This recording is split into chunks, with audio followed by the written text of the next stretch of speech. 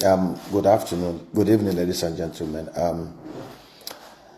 My name is Nemeka Onyekobiriri. I'm a very creative, a very honest, a very patriotic, a very sincere, prudent, and selfless governments across any decent society. In any decent society, will always provide policies and programs that boost productivity, jobs, and wealth creation for all the people within such given society. The essence of getting into political office, the essence of gaining political power, is not to devise means of fleecing your people, taking monies from them, sharing and looting it.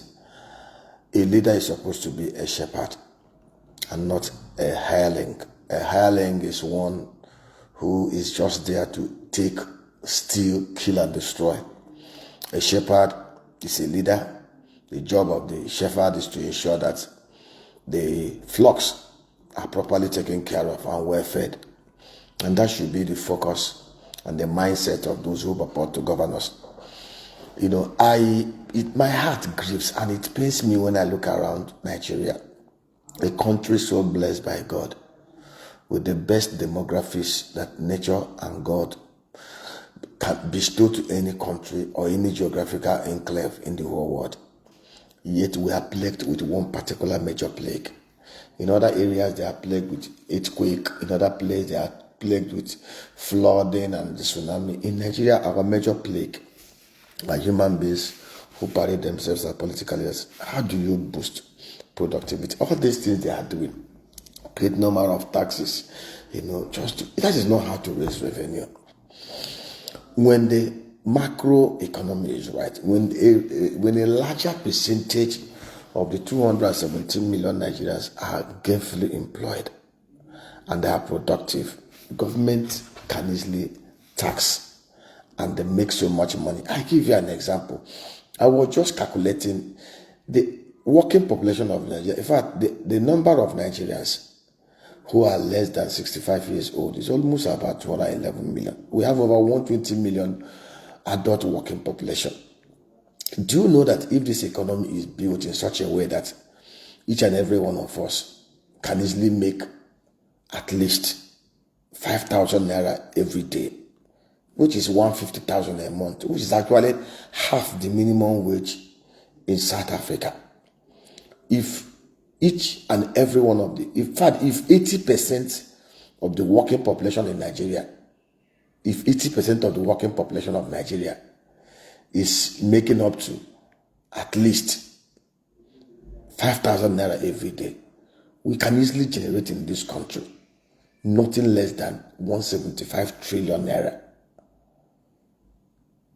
175 trillion naira every year.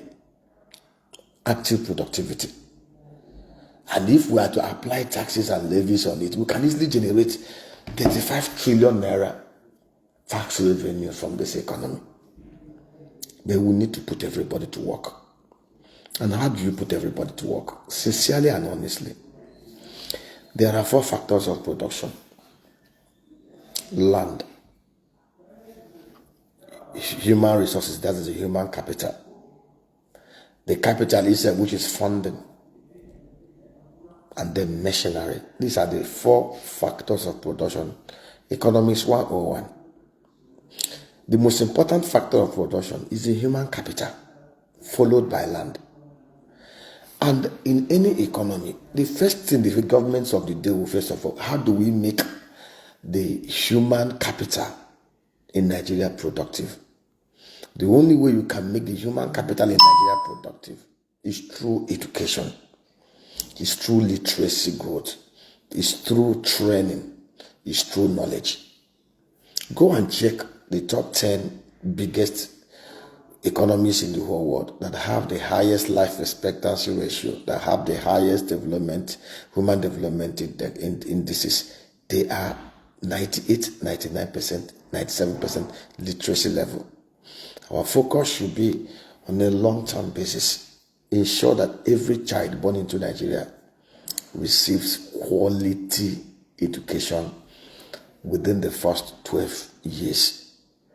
6 years primary, 6 years secondary, qualitative education.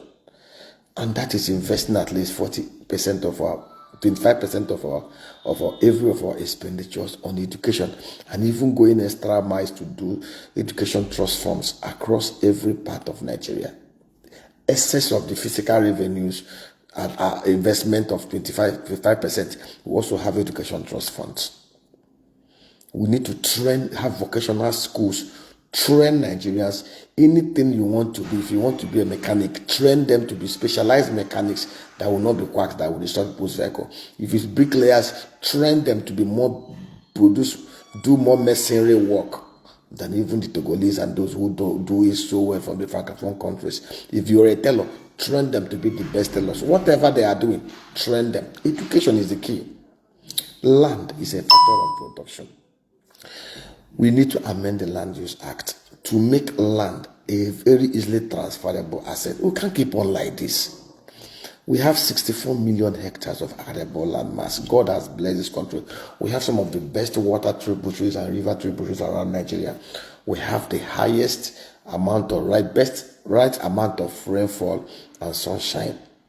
So we should amend the Land Use Act to make the land users and transferability of land assets very easy. The convoluted things that we have today give so much powers to the governors who are abusing it in terms of land use and assets.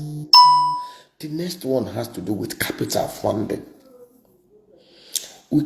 Anybody to tell you that he's traveling to Chile, traveling to Netherlands and France to attract investors when he has not made a conducive environment, the environment here conducive, he's wasting his time. While we are busy looking for those that will come from France and Netherlands, those who already are packing up and going all over the world.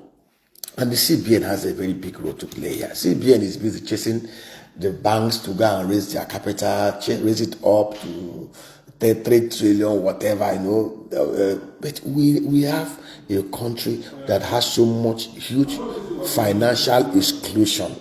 The level of financial inclusion in Nigeria is far lower than that of what we have in Kenya.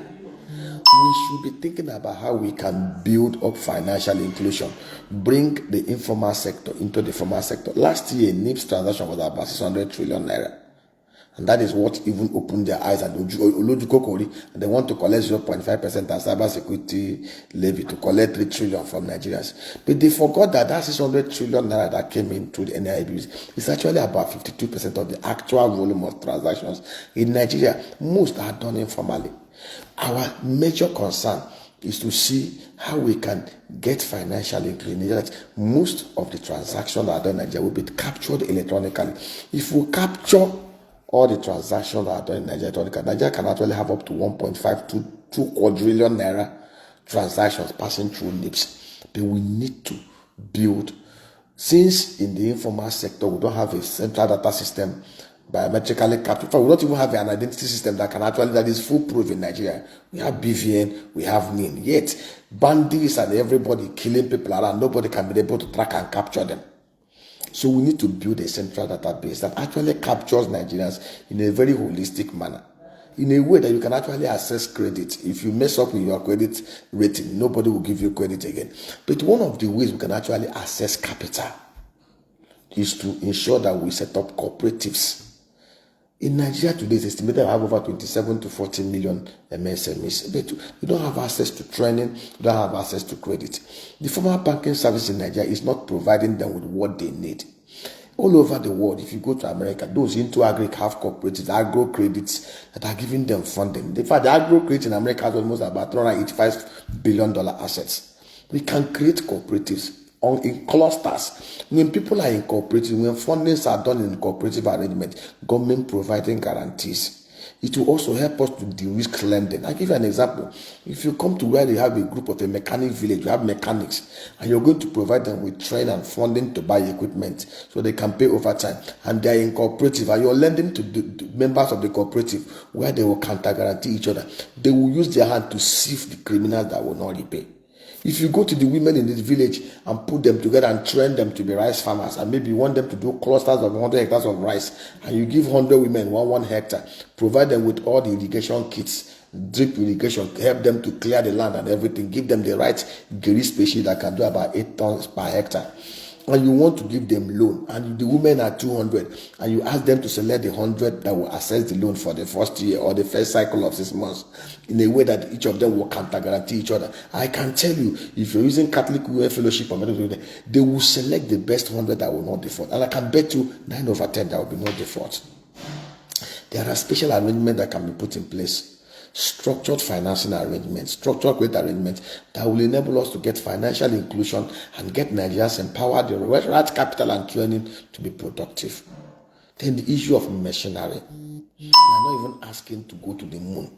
We are not asking to. The world has even left us. Japan has even produced 6G technology. We are still analogous in Nigeria. But within the basics of those, we have not even entered the industrial phase of our lives. Whereas others have actually gone beyond the industrial phase. Last is 1940. Nigeria has not even entered the industrial phase in 2024. We can actually begin to, those machineries that we cannot produce here, we will import them. The whole essence of the Ajaokuta steel mill was to enable us to have the basic steel to enable us to begin to industrialize. That thing was about that. We wasted $8 billion in that place. We should rethink.